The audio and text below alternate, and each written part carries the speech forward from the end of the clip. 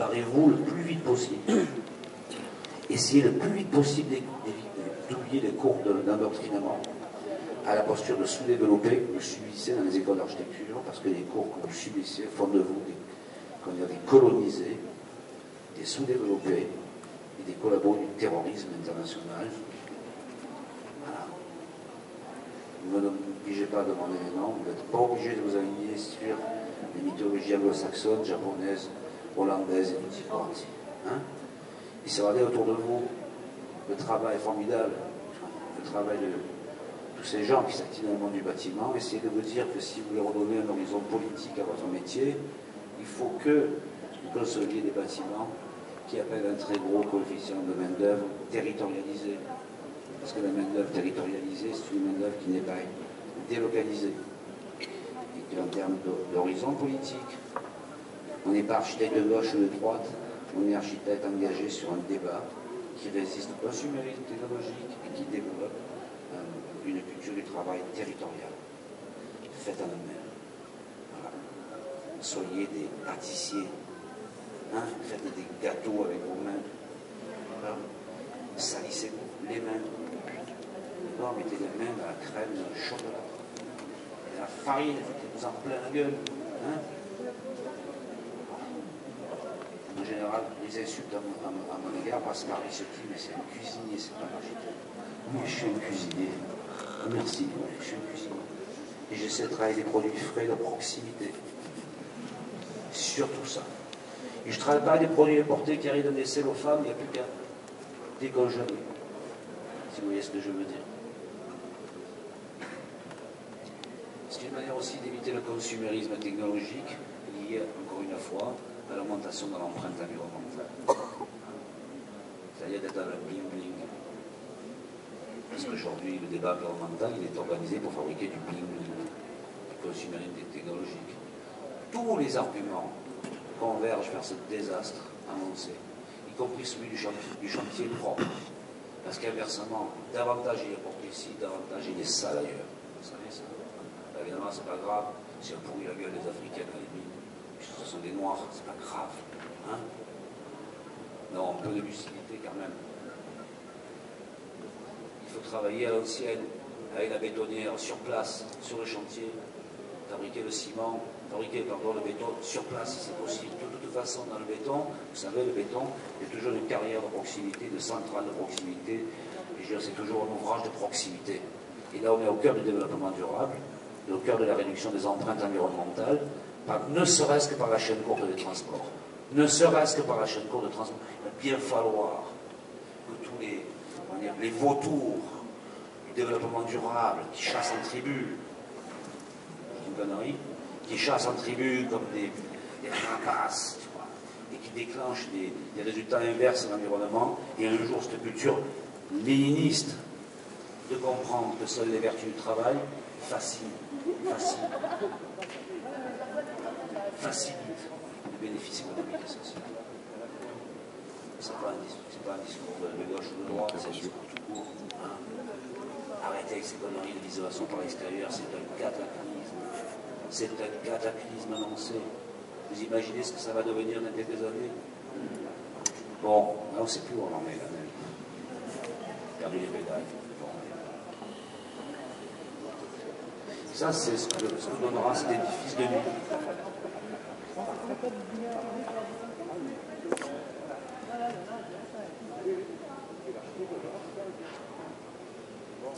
Ah, ça, c'était inauguré avant-hier.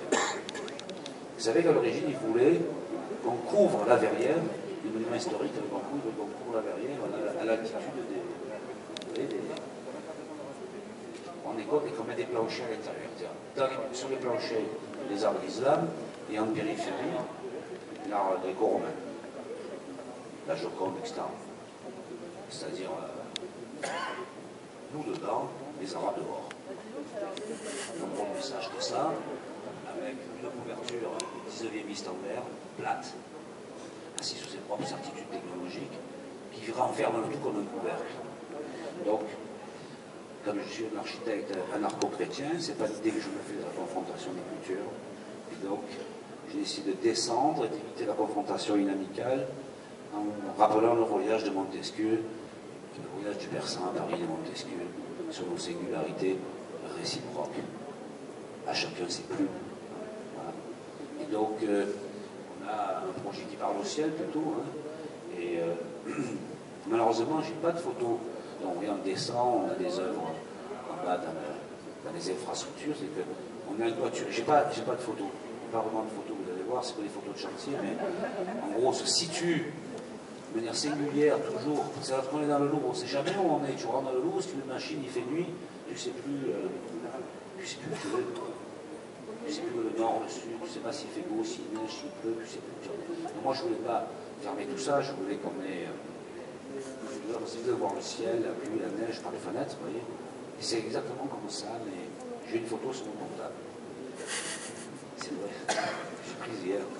Si quelqu'un sait la mettre, c'est un lycée qui sait faire un transfert de mon portable sur le truc, je peux vous le montrer.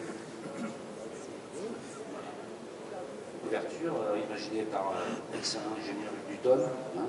En général, les architectes sont incapables de citer les ingénieurs avec qui ils travaillent. Avec la particularité d'avoir un intrados et un extrados qui sont non parallèles. On descend à 12 mètres avec une technologie de jet routing. On injecte à plus de 100 ou 150 bars du ciment mélangé avec de l'eau, consolidé, congelé en quelque sorte, les marnes d'intérêt qui sont sous les façades historiques. Et puis on referme avec cette couverture qui donne un bois libéré, c'est tout. À l'époque, je l'ai présenté le projet au président Chirac, il m'avait dit, directeur de cabinet, vous savez, le prince Alboly qui était mécène, il y avait le Qatar, tout ça. C'est pas vous qui payez ce projet, je vous dis, il était largement payé. Mécène, Maroc, également la Farge, Total, etc. Le service optionnel de votre prose, vous aimez les mots, vous évitez la voie libérée, tout ça, faites simple, les mots mais ça a vachement peur, je tenais par le bras et tout, et ça voyait, le président de la République, etc. J'avais presque le flingue dans le dos, je disais, si une connerie, on le bute. Et alors je dis, écoutez, on est dans la relation, dans une réciprocité amicale, la même dans la République, des méchants regards. Qu'est-ce que je dis? Ah yes, and understood, it's an Islamic flying carpet. C'est extraordinaire. J'ai lu le mot justement du prince Alboly, il se frappait la gueule, une belle femme, le dos nu, enfin c'est pas une femme. C'est la confiance.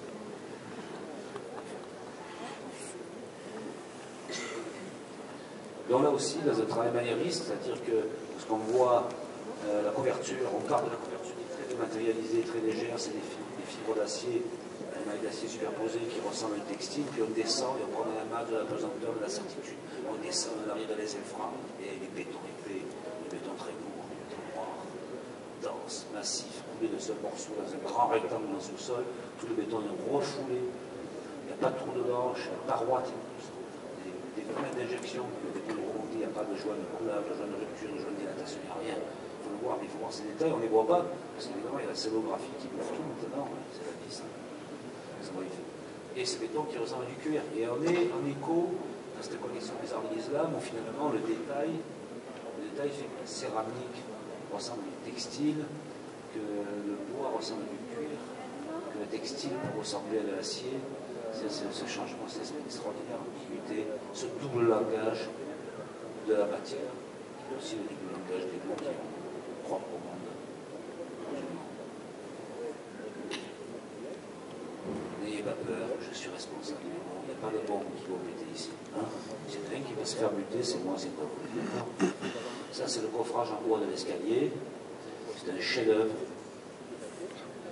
Il fait 17 mètres de longueur.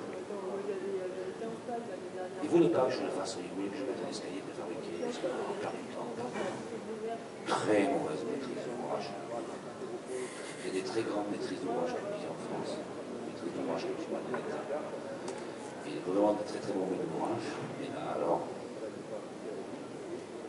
Voilà. Vous voyez ce que je disais, aimer les gens du métier, c'est là on a un coffrage, je ne sais pas si vous imaginez, avec la génératrice, vous voyez, c'est toute face vue, et cet escalier est coulé d'un seul morceau, paillasse, garde-corps, dessus, dessous, entre, dedans, etc. Les marches d'escalier également, tout est coulé de ce morceau en béton armé, mais sauf que le revêtement des marches, après vient avec des marches fabriquées. Il a une géométrie variable dessous. Regardez, vous voyez bien qu'on a ici à droite, parce que la hauteur de la nervure est beaucoup plus importante que là. Et là aussi, elle est plus faible que là. C'est coulé de ce morceau, gloire au maçon, gloire au menuisier, gloire au charpentier. Finalement, c'est par eux, pour eux, que nous existons. Dans le dire dessus, dans leur voiture. Et là, on est au cœur des avenants durables. C'est vrai que c'est un chantier sale, on a coulé du béton dans le chantier. Il y avait des traces de ciment par terre. Le bois, il a fallu le scier avec de la sciure par terre. Le ferraillage, il a fallu l'assembler sur place, c'est pas bien. En plus, ça fait du bruit.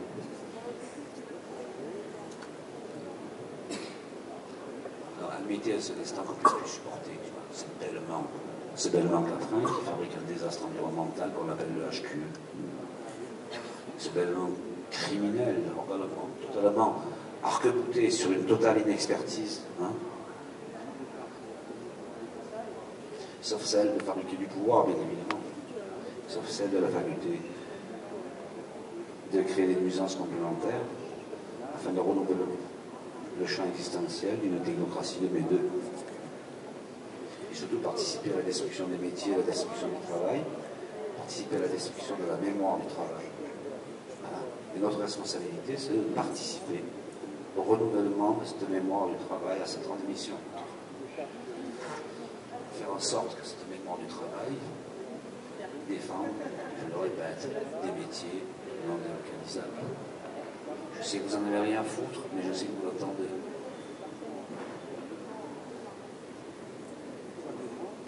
C'est pas mal, quand même. Hein?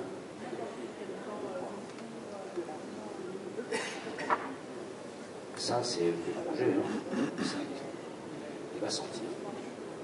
C'était une des spécialités françaises, c'est l'éternement. La collaboration, vous savez que les Français ont co-géré la déportation des Juifs.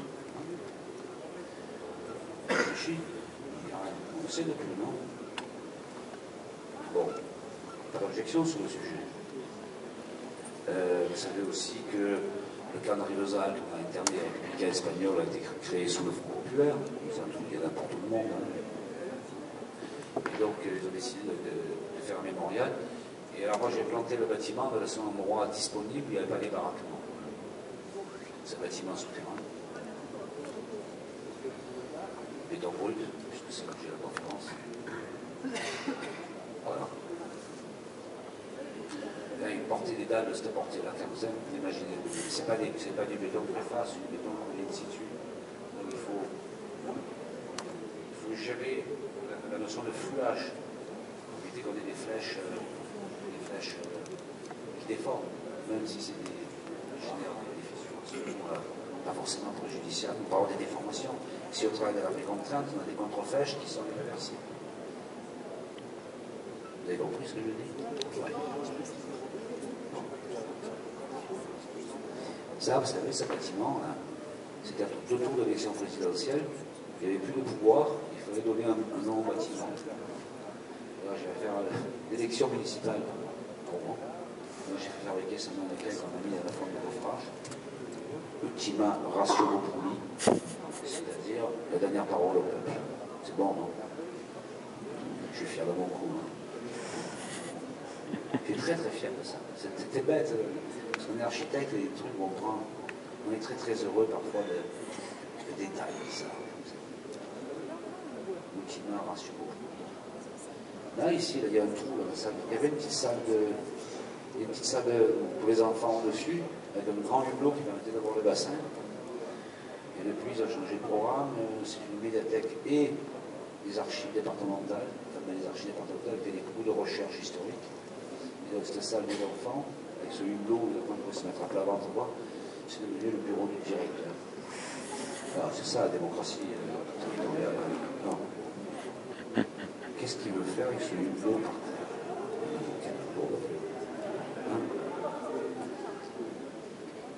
Vous riez, mais en plus c'est la vérité.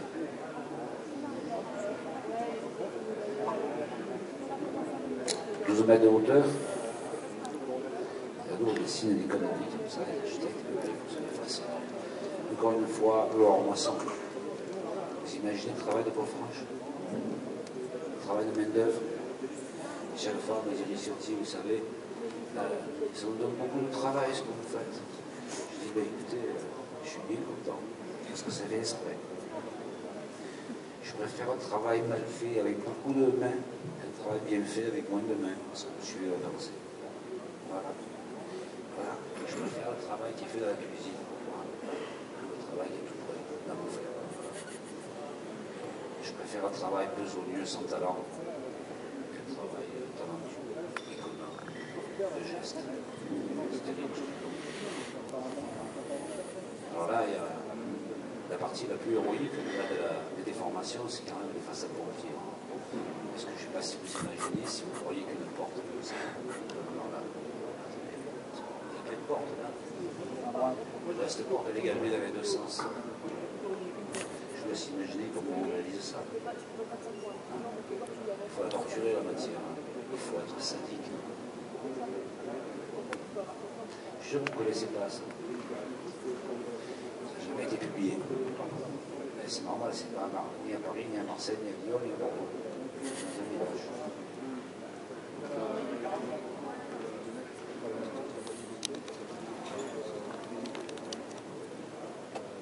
Bon, on m'a reproché d'avoir fait des colonnes sur Cordor. J'ai dit, c'est pour les enfants, la médiathèque. Hein, c'est pas grave. Je sais que c'est bien de se prendre au sérieux. J'ai des colonnes en blanc, dans une blancheur immaculée, etc. Le béton, vous savez, je peins jamais. Jamais. Je n'ai jamais fait détruire. Je le dis pour moi-même. Ça fait 32 ans que je fais ce métier. Je n'ai jamais rien fait détruire. Jamais. Je vous dis jamais. Je me le garde sur la gueule. Ça, c'est un truc. Parce que mon objectif, c'est que l'entreprise gagne de l'argent. Je mets d'ouvrage. Je veux que les entrepreneurs français gagnent de l'argent. Voilà. Pour défendre des emplois. Je ne veux pas qu'il y ait de faillite sur les chantiers. J'aurais trop honte qu'il y ait une faillite. Je le dis là pour les gauchistes attardés là, qui font leur beurre sur le dos du travail des autres. Ça vous convient comme discours? Hein? Ouais, je veux que l'entreprise gagne de l'argent. Je paye des impôts en France. Je sais que c'est insupportable comme discours. Hein? Au passage, c'est pour ça que l'entreprise, lorsque je fais des appels d'offres, je passe toujours dans les prix. Parce que Ricciotti, c'est un mou, c'est une tapette. Il n'envoie pas d'être recommandé, il accepte tout, il ne fait jamais détruire. Et donc j'ai des bons prix. Que je suis un vendu. Que je ne suis pas Napoléon sur les gentils. Je vais avoir des bons prix. C'est ça le secret. Il faut être mou. Ouais. Il vaut mieux être mou tous les jours et dur la nuit que l'inverse. On est bien d'accord.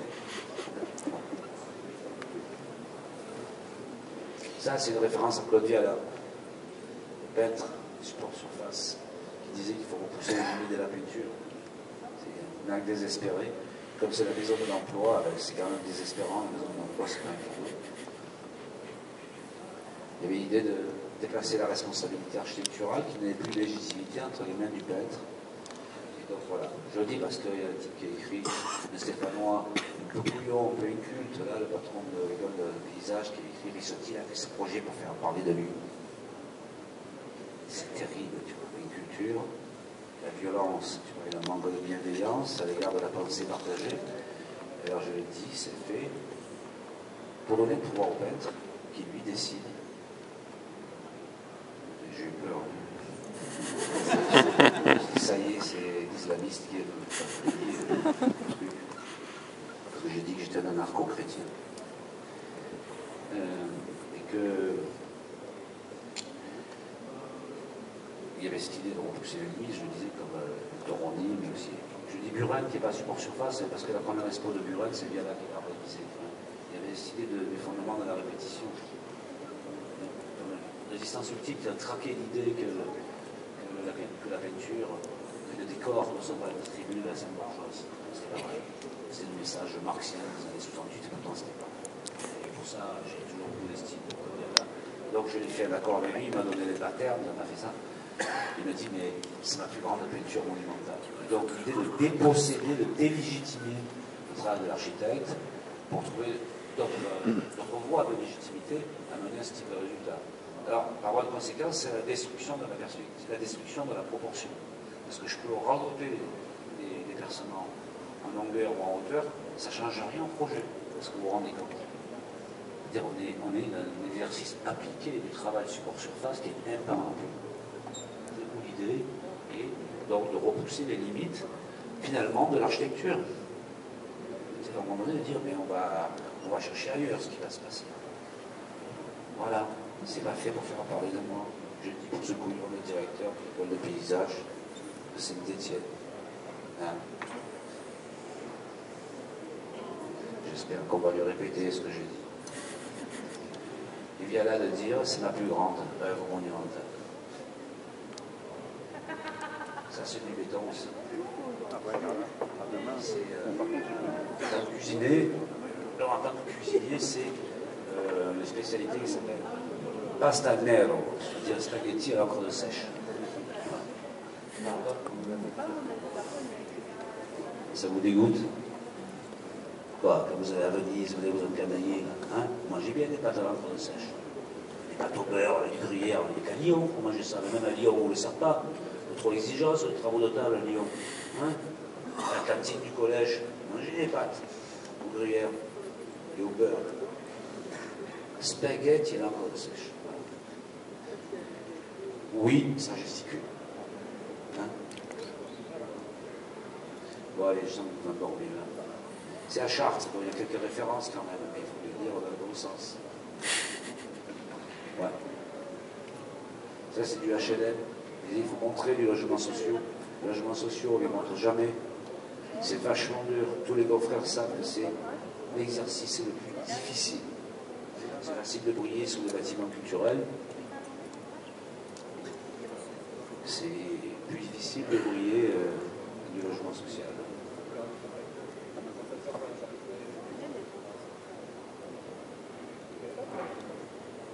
C'est que du béton blanc. Évidemment, les commerces au rez-de-chaussée sont furieux parce que je leur interdis de mettre leurs enseignes sur le béton. Ils sont obligés de tailler les vitres. Ah ben, les commerçants n'ont pas tous les droits. Hein? Voilà. Là, c'est des façades à poudre de marbre et chaud. C'est la chaude Saint-Astier, fabriquée du gouvernement. Ils sont venus, j'aurais fait tamiser. Je ne sais pas ce qu'on puisse faire, l'équivalent d'un marmorino spatulé, sauf que lui, ça sort à 25 € du mètre carré, ça sort à 8 €. Et donc on a trouvé maintenant, Saint-Astier près de Bordeaux, fabrique une chaux en sac mélangé avec des très fines, du sable, du silice. Ça permet de faire un marmorino français. Déjà, ils faisaient des vagues français, maintenant ils font un marmorino français. Ils ne sont pas cons là-bas, cette région.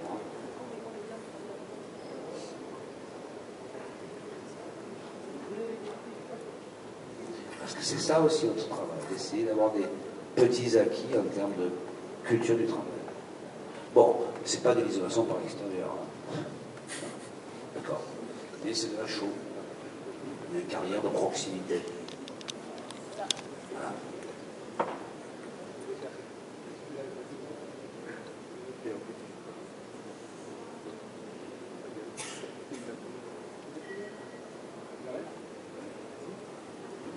C'est propre. Hein. Béton blanc, claustral en bois, c'est des coursives qui desservent, qui relient les blocs de logement.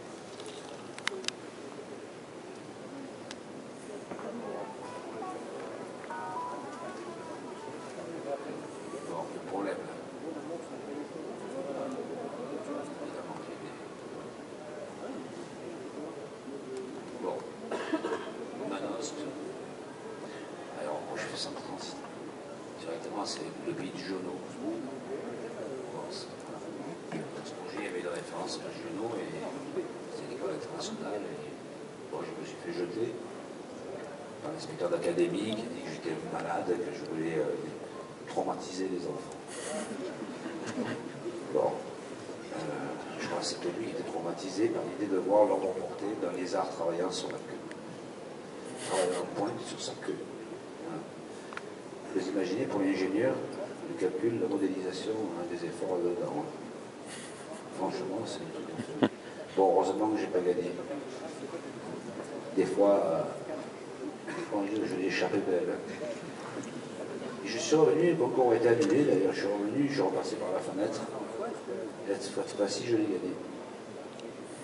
Donc ça, c'est une image. On dirait le corps romain qui sort, qui marche dans les vallées de Provence.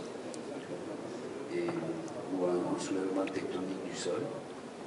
Ça aussi. Et ça, c'est la réalité. Il y a 300 colonnes qui sont toutes différentes pratiquement. Par des mécanismes de coffrage que je ne vous expliquerai pas, pour tout c'est mon secret. Il n'y en a qu'une, il y a un rationaliste, il est là d'un an. C'est la seule, quand je vais voir le collège, je vais le voir, je lui fais un bisou, je dis, je ne t'ai pas abandonné.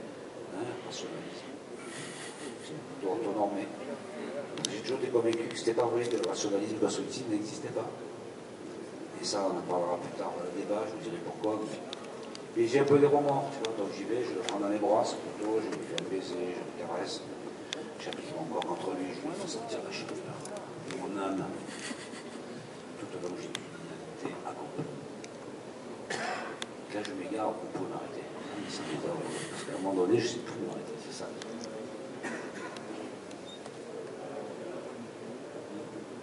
J'ai gagné un concours parce qu'à l'administration, il y a de l'eau. Voilà. Vous avez compris comment on gagne un concours de collège, de lycée? C'est tout dans l'administration. Il faut faire l'éloge de la bureaucratie. Rappelez-vous, la circonférence de la bouche, la T au diamètre du pouvoir. Il faut le dire aux jeunes architectes. Quand vous aurez compris ça, vous aurez tout gagné. Hein? Et voilà. Attends, c'est mon épine. Voilà. C'est vrai aussi. J'aime pas trop les structures, je sais pas au point. Mais bon, il y en a des jolis quand même. Tout ça avec prétexte à faire des ombres. Ça, c'est le siège administratif de ITER, l'International Thermonuclear Reactor, qui porte le même nom que l'école internationale. Ça n'a rien à voir, c'est pas la même maîtrise d'ouvrage, c'est rien à voir. C'est une barre de 180 mètres de longueur. Et elle est pratiquement achevée. C'est du béton fibré très performant, sans des prises soleil. Sur la façade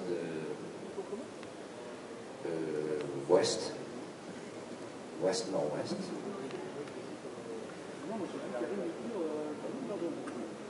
Un espace intermédiaire entre les baies vitrées. Quand même, un drôle de truc, hein. C'est pas fini, là, il manque que la lamelle, hein. Les traces noires que vous voyez par-ci par-là, ce qui manque de la lamelle. C'est une photo. C'est pas une tache de lumière, hein, c'est une vraie déformation.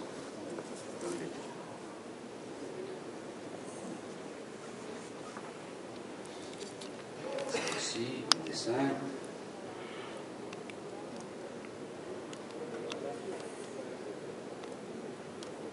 Ce qui est bien avec toutes les images à la forme, les conférences, les personnes me bouffent. Ça, c'est le Vietnamien chez moi qui a dessiné ça. C'est l'idée qui s'appelle du rugby, tu vois, le genre. Non, mais le mec, c'est un champion de Taekwondo, tu vois, l'idée qui s'appelle du rugbyman.